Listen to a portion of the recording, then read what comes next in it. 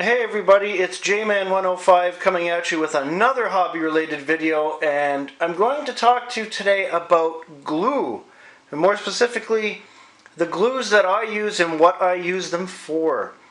I've been asked a lot about this in the last couple years because when you're doing a lot of hobbies and tinkering, you want to have some go-to glues.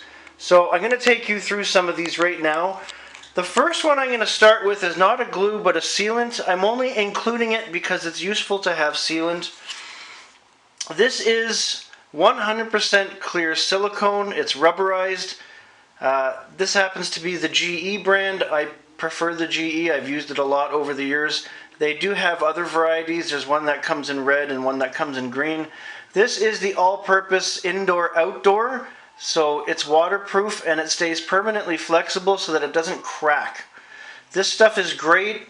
You mainly in the real world would use it for windows and doors and things like that on your house.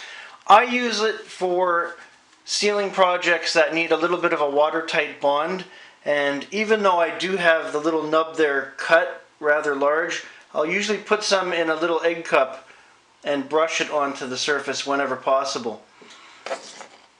Next is contact cement, and this is the heavy-duty contact cement. I like the LePage version. I'm a big fan of LePage products, as you'll see.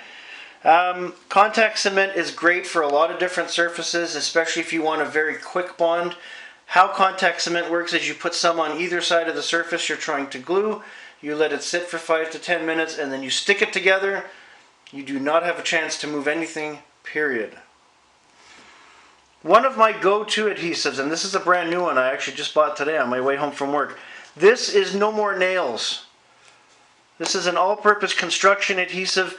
You have about 20 minutes to work with it after you've put it down on something and glued your piece. This is good for wood, metal, some plastics. Be advised, if you are going to use it on plastics, I would recommend taking some very high grit sandpaper to the plastic to open it up a little bit so that the construction adhesive has somewhere to go and something to bond to. But it's my main go-to for woods and metals, and I do use it on cardboards and balsa when I'm building model rockets because it's way better than anything else. I used to use Weld Bond, but as you know, as much as I love Weld Bond, it has a 24-hour cure time and it takes that long to dry as well. This is your all-purpose white glue. This is not heavy duty by any means. This is your art supply white glue. You can get it at either Michael's, the dollar store, various places. I use it for small things. I do use it a little bit in rockets. If I'm gluing something small on the inside of the rocket, I use it for my model railroad, which is now gone. I use it for a lot of small projects that I don't have to worry about a heavy bond that I need. So use it sparingly. It's not for everything. Primarily, I would say papers, very, very, very thin, flexible plastics, again, sand and balsa wood and cardboard. That's about it.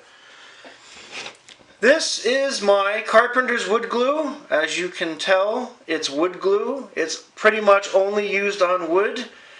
If you are using wood glue, and if you use it as often as I do, some people think you just put the wood glue down on the wood, put the other piece of wood, and Bob's your uncle. No. You must clamp wood glue after you have it in its final resting place. That helps ensure the bond. Don't just slop it on and hope for the best. You must clamp the wood. That way you're pushing a little bit of the glue out on the edges, but a lot of the wood glue is going into the pores of the wood, which creates the bond. This is your all-purpose super glue. It's about a 5-second super glue.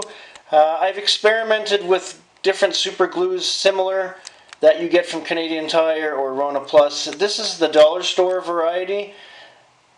Not so much because of the price, but because they always have tons of it, whereas every time I've gone to Canadian Tire for super glue, they seem to be always out. Oh, super glue you can use on just about anything.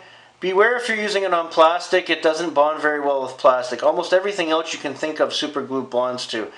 If it is a rough plastic, you have a good chance, but again, you have to clean the area and sand it. Same thing, but in gel form. As you know, with regular super glue, it's very runny, and it's not exactly what you'd call thick.